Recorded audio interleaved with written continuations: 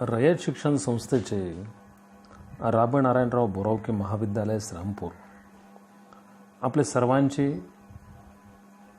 Online शिक्षण प्रक्रियेमध्ये सहर्ष स्वागत करत आहे. कोरोना संसर्ग आजाराने संपूर्ण जग त्रस्त आहे. गेली 3 महिन्यांपासून सर्वच व्यवहार बंद आहे. शिक्षण क्षेत्रही त्याला अपवाद नाही.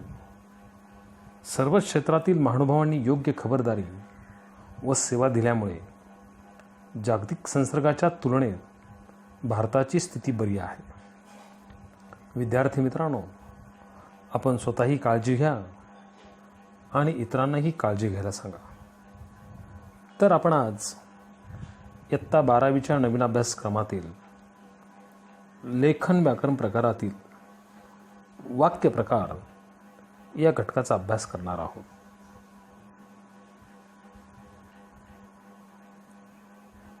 वाक्य प्रकार व वाक्य रूपांतर हे 2 घटक 12वीच्या नवीन अभ्यासक्रमाच्या मध्ये आपल्याला अभ्यासाला दिलेले आहेत. प्रथमतः आपण भाषा वाक्य यांचा विचार करू. भाषा हे विचार करण्याचे व विचारांची देवाणघेवाण करण्याचे महत्त्वपूर्ण माध्यम साधन मानलं जातं. भाषेच्या माध्यमातून बोलताना व लिहिताना आपण आपले विचार योग्य क्रमाने मांडत असतो. मनातील विचारांना अनुरूप अशा शब्दांच्या जुळणीत बांधले की वाक्य तयार होते. वाक्याची जर व्याख्या पाहायची ठरली तर एक पूर्ण विचार व्यक्त करणाऱ्या शब्दसमूहास वाक्य असे म्हणतात.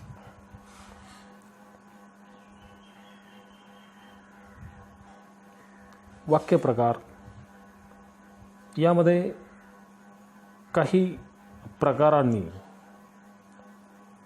वाक्याला सजवलं जातं, मढवलं जातं. त्याच्यामध्ये अर्थाचा, क्रियापदांचा आणि वाक्याच्या रचनेचा विचार होतो.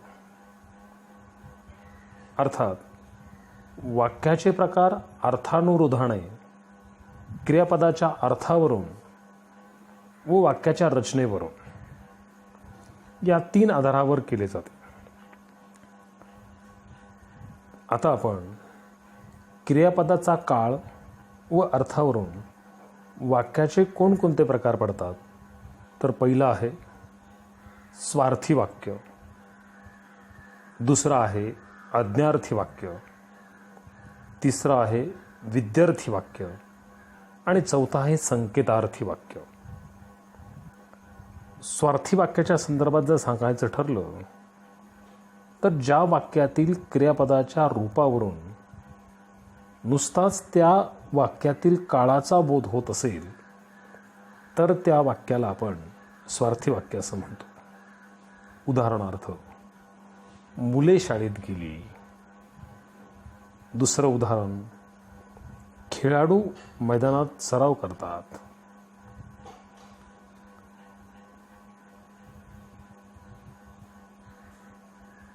त्यानंतर दुसरं जो वाक्यांचा प्रकार आपण या ठिकाणी पाहणार आहोत तो आहे आज्ञार्थी.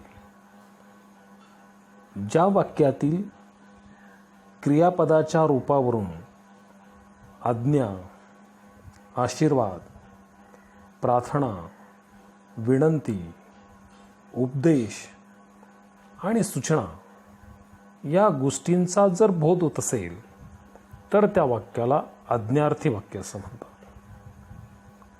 त्याचं उदाहरण जर पाहायचं ठरलं तर ती खिडकी लावून घे अशी आज्ञा केलेली आहे, म्हणून हे वाक्य आज्ञा प्रकारातलं आहे.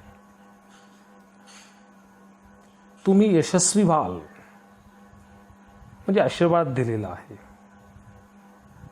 देवा मला सद्बुद्धी दे. आपण देवाकडे प्रार्थना करतो आणि ती प्रार्थना देवाकडे या ठिकाणी केलेली या वाक्यामध्ये दिसते. पुढचं वाक्य आहे कृपया मला तुझे पुस्तक दे. विनंती आहे. विद्यार्थ्यांनो खूप मेहनत करा. म्हणजे मेहनत केल्यानंतर तुम्हाला तुमच्या यशापर्यंत जाता येतं, हा थोरा मोठ्यांचा उपदेश आहे. आणि अशा प्रकारे या वाक्यामध्ये, आज्ञार्थी वाक्यामध्ये असे प्रकार आपल्याला पाहायला मिळतात. सूचनासुद्धा आज्ञार्थी वाक्य प्रकारामध्ये येते. उदाहरणार्थ, इथे पादत्राणे ठेवू नये किंवा वाणे इथे उभे करू नयेत, अशा वेगवेगळ्या प्रकारच्या सूचना आपण पाहतो. आणि हे वाक्यसुद्धा आज्ञार्थी या प्रकारातलं आहे. आता पुढचा तिसरा जो प्रकार आहे तो विद्यार्थी वाक्य. ज्या वाक्यातील क्रियापदाच्या रूपावरून विधी म्हणजे कर्तव्य, शक्यता, योग्यता, इच्छा या गोष्टींचा बोध होत असेल तर त्याला विद्यार्थी वाक्य असं म्हणतात. आता विद्यार्थी वाक्य, त्याचे जर उदाहरण पाहिजे ठरले, आता आपण मगाशी सांगितल्याप्रमाणे कर्तव्य, शक्यता, योग्यता, इच्छा या गोष्टींचा बोध ज्यावेळेस वाक्यातून होत असतो त्यावेळेस त्याला विद्यार्थी वाक्य असं म्हणतात. आता उदाहरणार्थ पहा, परिसर स्वच्छ ठेवणे आपले कर्तव्य आहे. हा कर्तव्याचा बोध आहे. आज बहुतेक पाऊस पडेल यामध्ये शक्यता आहे. पडेलच असं नाही, म्हणजे पडू शकतो ही शक्यता आहे. आणि असं ज्यावेळेस वाक्य असेल त्यावेळेस ते विद्यार्थी वाक्य असतं. अंगी धैर्य असणाराच कठीण काम करू शकतो. म्हणजे कठीण काम करण्यासाठी अंगी धैर्य असलं पाहिजे. ती क्षमता, ती योग्यता त्याच्याकडे आहे. आणि हे योग्यतेचं वाक्य इथे विद्यार्थी म्हणून पाहिलं जातं. आता इच्छासुद्धा, विद्यार्थ्यांनी वर्गात शांतता राखावी ही शिक्षकांची इच्छा आहे. तर अशा पद्धतीनं हे विद्यार्थी वाक्य आहे.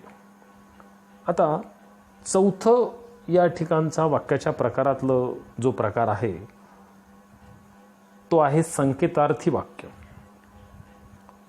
त्याची व्याख्या अशी असेल, ज्या वाक्यातील क्रियापदाच्या रूपावरून अमुक केले असते तर अमुक झाले असते अशी अट किंवा संकेत असा अर्थ निघत असेल तर त्या संकेतार्थी वाक्य असे म्हणतात.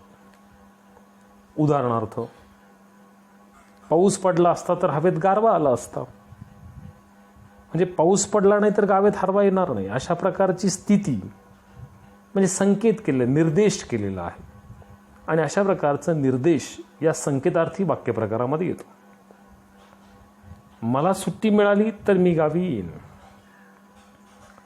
आता कोरोनाच्या प्रादुर्भावाच्या संदर्भात जर सांगायचं ठरलं, जिल्हा बदल करायचा आहे, आपल्याला प्रवास करायचा आहे, तर आपल्याला या प्रकारचं एक वाक्य सांगता येईल, जर मला प्रवासाची परवानगी मिळाली तर मी गावी येऊ शकेल.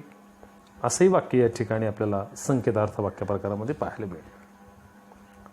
आता दुसरं एक या ठिकाणी आपल्याला भावार्थावरून किंवा आशयावरून, जसं आपण क्रियापदांचा काळावरून हा प्रकार पाहिला, तसं आशय, त्याचा भावार्थ, या भावार्थावरून सुद्धा वाक्यांचे प्रकार पडतात.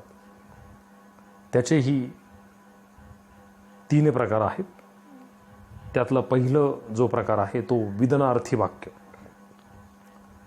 ज्या वाक्यात केवळ विधान केलेले असते त्याला विधानार्थी वाक्य असे म्हणतात. त्याचं उदाहरण जर पाहायचं ठरलं तर आजोबा नाशिकला गेले. दुसरं उदाहरण आहे, मी आज नाटक पाहिले. म्हणजे इथे एक विधान केलेलं आहे, अर्थपूर्ण वाक्यांचा समूह या ठिकाणी आहे आणि म्हणून त्याला आपण विधान केलेलं आहे आणि ते विधानार्थी वाक्य आहे. दुसरं यातला प्रकार जो आहे तो आहे प्रश्नार्थी वाक्य. आता प्रश्नार्थी हा शब्द आल्याबरोबरच आपल्याला लक्षात येईल की वाक्यामध्ये प्रश्न असणार आहे. म्हणजे याची व्याख्यासुद्धा सहज आपल्या लक्षात येईल. ज्या वाक्यात प्रश्न विचारलेला असतो त्यास प्रश्नार्थी वाक्य असे म्हणतात. आणि अशा प्रकारच्या वाक्यांच्या शेवटी प्रश्नचिन्ह हे चिन्ह दिलेलं असतं. उदाहरणार्थ, तू क्लासवरून केव्हा परत येणार आहेस विचारलेलं आहे आणि म्हणून प्रश्न आहे. इथे प्रश्नचिन्ह द्यावं लागेल. काश्मीरमध्ये शांतता केव्हा प्रस्थापित होईल, कधी होईल ते सांगता येत नाही, म्हणून प्रश्नच आहे. म्हणून अशा प्रकारचे वाक्य हे प्रश्नार्थी वाक्य आहे. चिन्हावरून ते आपल्याला सहज ध्यानात येतात. यानंतर याच प्रकारातला जो दुसरा प्रकार आहे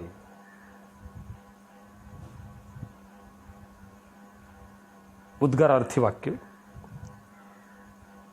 ज्या वाक्यातील मनातील विशिष्ट भाव उत्कटपणे व्यक्त केलेला असतो त्या वाक्याला उद्गारार्थी वाक्य असं म्हणतात. म्हणजे प्रत्येक माणसाच्या मनात काही ना काही विचार चाललेले असतात आणि ते विचार अतिशय उत्कटपणे तो स्पष्ट बोलून दाखवतो आणि ज्यावेळेस तो स्पष्ट बोलतो त्यावेळेस ते वाक्य उद्गारार्थी वाक्य असं होतं.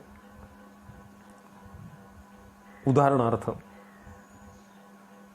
आपण रस्त्याने चाललो आणि अचानक एखादा साप आपल्याला आडवा गेला तर अरे बापरे हा शब्द आपल्याकडे तोंडातून उच्चारला की लगेचच त्या ठिकाणी उद्गारवाचक चिन्ह अरे बापरे असं म्हटल्याबरोबर येतं. म्हणजे उत्कटपणे सहजपणे तो शब्द स्फुरलेला आहे, तो तोंडातून बाहेर पडलेला आहे आणि म्हणून उद्गारार्थी वाक्य.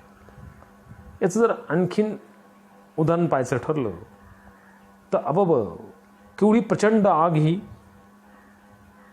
किंवा आणखीन दुसरं एखाद्या प्रकाराचंच यातलंच पण दुसरा विषयांचं जर आपण उदाहरण पाहायचं ठरलं तर काय मजा येईल उद्याच्या सहलीत,